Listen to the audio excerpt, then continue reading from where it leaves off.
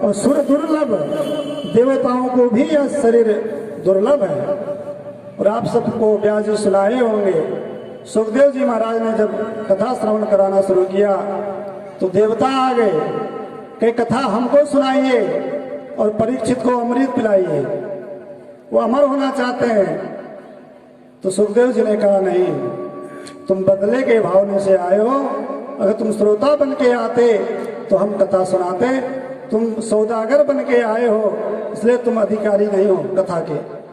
तो इतना बड़ा ये मानव मनुष्य शरीर मिला है और हम सब परम सौभाग्यशाली हैं। और श्रीमद् भागवत में विशेष करके ध्यान देने की बात यह है कि राम कथा जीना सिखाती है और श्रीमद् भागवत कथा मरना सिखाती है।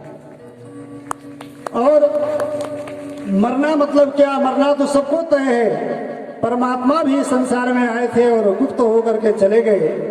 जाना तो सबको है, लेकिन जो जाने का भय है उस भय को श्रीमद् भागवत कथा मिटाती है, मृत्यु का जो भय है। और श्रीमद् भागवत कथा में ही दो प्रसंग ऐसे आए हैं कि पूर्व में ही जिनको मृत्यु की सूचना मिली, वैसे तो कब मृत्यु हो किसी का कोई समाचार नहीं मिलता है। इसलिए कहते हैं तदेव लग्नम सुदिनम तदेव। शुभ कार्य करना है, अच्छा काम करना है तो तुरंत करिए, और खराब काम करना है तो उसको कल में टाल दीजिए। भगवान ने कहा कि जिस तरह से मैंने बाली को मारा था उसी तरह से मैं सुग्रीव को भी मारूंगा। तो लक्ष्मण जी बड़े खुश हुए कि कम से कम भगवान राम को गुस्सा तो आया, लेकिन गुस्सा आया कब? तुरंत नहीं आया, कल के लिए। तो लक्ष्मण जी ने राम जी से पूछा, भगवान आपको क्रोध भी आया तो आज के लिए नहीं आया, कल के लिए आया, ऐसा क्यों? तो भगवान राम ने कहा कि अगर क्रोध किसी गलत कार्य के लिए आए तो उसके लिए भी कल के लिए दे दो, दूसरे दिन के लिए टाल दो, तब तो आपका दिमाग शांत हो जाएगा और क्रोध ठंडा होते ही आप वो काम नहीं करेंगे। तो कहने का मतलब पूर्व सूचना मिला एक कंस को कि तुम्हारी मृत्यु निश्चित है, तुम्हें मारने वाला गोकुल में पैदा हो गया है। और दूसरा सूचना मिला परीक्षित को कि 7वें दिन तुमको तक्षक डसेगा और तुम्हारी मृत्यु होगी। लेकिन दोनों ने मृत्यु की सूचना पाने के बाद भी एक ने मृत्यु को मिटाना चाहा और स्वयं मिट गया, और एक ने मृत्यु को सुधारना चाहा तो मृत्यु को उत्सव बना दिया। और अंतिम में परीक्षित से सुखदेव जी पूछते हैं, परीक्षित तुमको पूरा कथा मैंने सुनाया, बोलो अब मृत्यु से तुमको भय है? तो परीक्षित जी महाराज कहते हैं, गुरुदेव मैंने पूरा मन लगा के कथा सुना और मुझे समझ में आ गया, शरीर मैं नहीं हूँ, मैं आत्मा हूँ और आत्मा कभी मरती नहीं है, इस शरीर मरता है, अब मुझे इस मृत्यु से कोई भय नहीं है। तो कथा श्रीमद् भागवत की जो कथा है भय मुक्त कराती है। तो दिव्य कथा व्यास जी सुना रहे हैं और हमारे सुरेंद्र मिश्रा जी लगे हुए हैं, बहुत ही अच्छे धर्म के लिए तत्पर रहते हैं।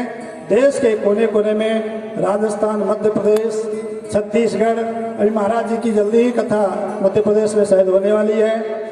तो इस तरह से धर्म के लिए हमेशा तत्पर रहने वाले हमारे सुरेंद्र मिश्रा जी को भी बहुत बहुत बधाई। और हमारे डॉक्टर साहब Ganga hospital Janaura SK. Mishra ji MD बैठे हैं। आपने कहा महाराज जी की कथा मैं भी अपने कॉलोनी में कराना चाहता हूँ, तो मैं यहीं से घोषणा कर दे रहा हूँ स्वामी जी से कि जब भी आपको समय मिले तो एक कथा डॉक्टर साहब क्या भी होना है। तो इस तरह से सारे लोग धर्म के लिए लगे हुए हैं। और मेरे बगल में हमारे प्रहलाद घाट के महंत पवन दास जी बैठे हैं, 2 मिनट उनका भी आशीर्वाद आप सबको मिलेगा। आगे उत्सव है तो इसके बाद इसी के साथ वाणी विराम। आप सबको बहुत बहुत धन्यवाद और तुरंत लाभ आप सब ले रहे हैं। मज्जन फल पे खियत काला और काक हो पिक बकऊ मराला। भागवत कथा में जब आते हैं तो सारे दुख निवृत्त हो जाते हैं, कट जाते हैं। माँ लंका में बैठ के रो रही थी, बहुत दुख है, मैं मरना चाहती हूँ, लेकिन हनुमान जी महाराज ने जैसे कथा सुनाया तो कहा मैं अब मरना नहीं चाहती, मुझे तो कथा सुनाने वाले मेरे सामने प्रकट हो जाए।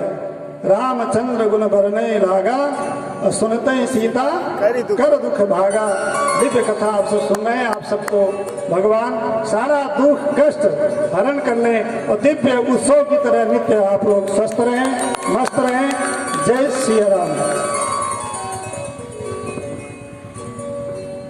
योगदानाथ भगवान की, सरजू महारानी की जय, सदगुरुदेव भगवान की जय, श्री व्यास जी महाराज की जय, श्री सुखदेव जी महाराज की जय, सभी